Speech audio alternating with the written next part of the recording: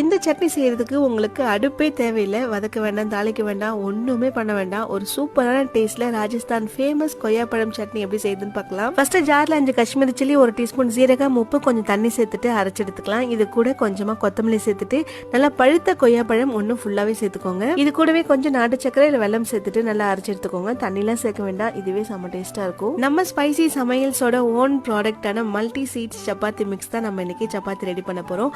இதுல மொத்தம் 13 variety of seeds and மில்லட்ஸ்லாம் சேர்த்து ரெடி பண்றோம். இதுல ஆயில்லாம் போடணும்னு அவசியமே கிடையாது. எப்படி நீங்க பசிச்சு போட்டாலும் செம்ம சாஃப்டா இருக்கும். நீங்களும் இதை ட்ரை பண்ணணும்னு நினைச்சீங்கன்னா spicysamail.com வெப்சைட் குள்ள போனீங்கன்னா அவைலபிளா இருக்கு. இல்ல வாட்ஸ்அப் நம்பருக்கு நான் டிஸ்கிரிப்ஷன்ல கொடுத்துருக்கேன், செக் பண்ணிக்கோங்க. சப்பாத்தி நல்லா தேய்ச்சிட்டு கல்லு நல்லா சூடானதும் 2 பக்கமும் திருப்பி போட்டு எடுத்துருங்க. இது அப்படியே நல்லா சுட சுட வச்சுட்டு நம்ம ரெடி பண்ண இந்த கொய்யாப்பழம் சட்னி அதை கூட வச்சு சர்வ் பண்ணீங்கன்னா செம்ம டேஸ்டா இருக்கும். சப்பாத்தி கிடையாது, இட்லி, தோசை, நீங்க எதுக்கு வேணாலும் ட்ரை பண்ணலாம். செம்ம அட்டகாசமா இருக்கும்.